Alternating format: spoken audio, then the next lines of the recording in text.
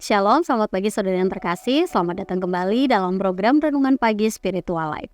Renungan kita pagi ini terambil dari Kejadian pasal 34 ayat 8 sampai 24 yang diberi judul Wisdom in Adversity atau kebijaksanaan dalam kesulitan. Demikian firman Tuhan. Perkataan mereka dipandang baik oleh Hemor dan Sikem, anak Hemor. Orang muda itu tidak menunda untuk melakukannya, sebab dia suka kepada anak Yakub. Lagi pula ia seorang yang paling dihormati di antara seluruh kaum keluarganya. Lalu Hemor dan Sikem anaknya pergi ke pintu gerbang kota mereka. Mereka berbicara kepada penduduk kota itu. Orang-orang itu mau hidup damai dengan kita, biarlah mereka tinggal di negeri ini dan bergerak sebebasnya. Bukankah negeri ini cukup untuk mereka? Kita dapat mengambil gadis-gadis mereka dan menjadikan istri kita, dan kita dapat memberikan gadis-gadis kita kepada mereka.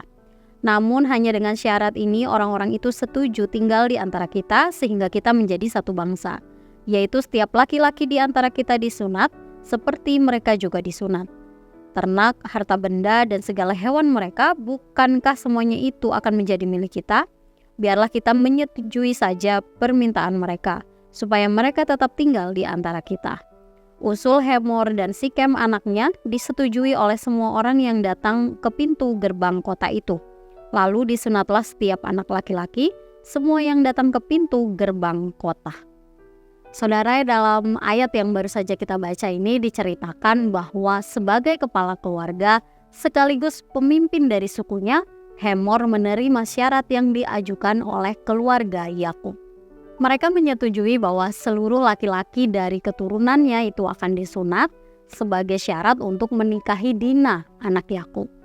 Hemor dan anaknya Sikem, mereka pun pergi ke pintu gerbang kota, yakni tempat diadakannya pertemuan untuk semua penduduk pada zaman itu.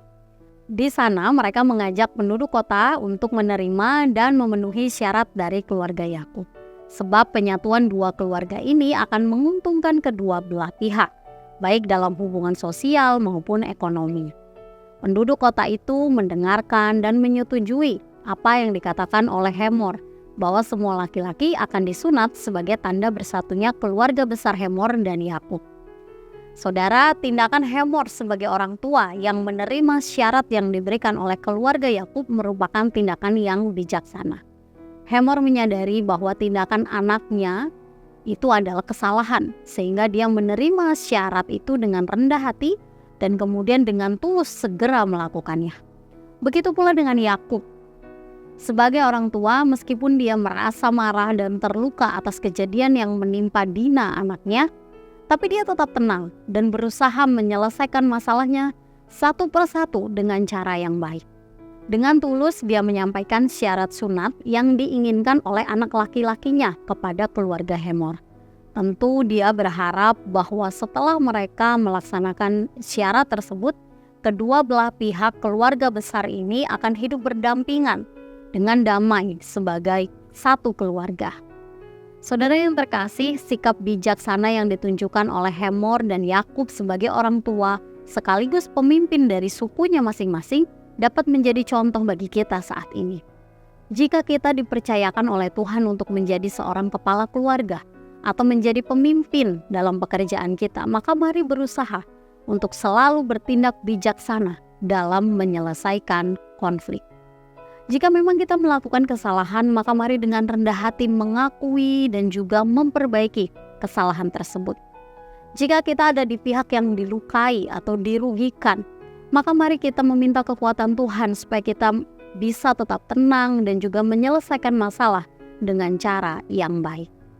Saudara, mari kita selalu meminta bimbingan dari Tuhan untuk dapat bertindak bijaksana dalam semua tindakan kita.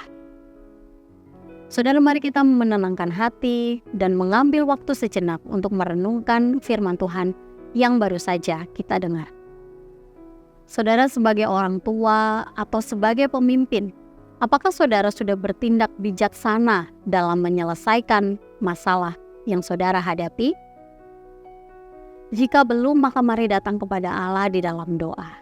Kiranya Allah menganugerahkan kepada saudara kemampuan untuk mengambil jalan keluar yang terbaik dalam setiap situasi sulit tersebut.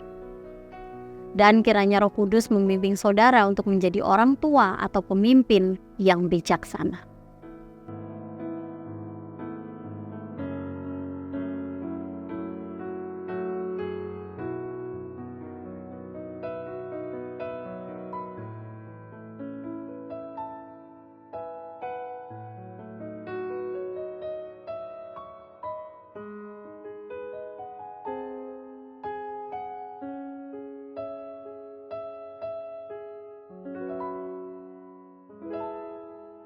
Saudara, ingatlah bahwa dengan tetap tenang, kita dapat mengambil langkah bijaksana untuk menyelesaikan masalah.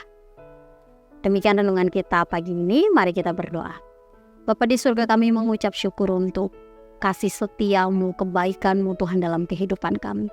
Terima kasih karena Engkau sudah menjagai tidur malam kami, dan pagi hari ini kami bisa memulai hari kami lagi Tuhan.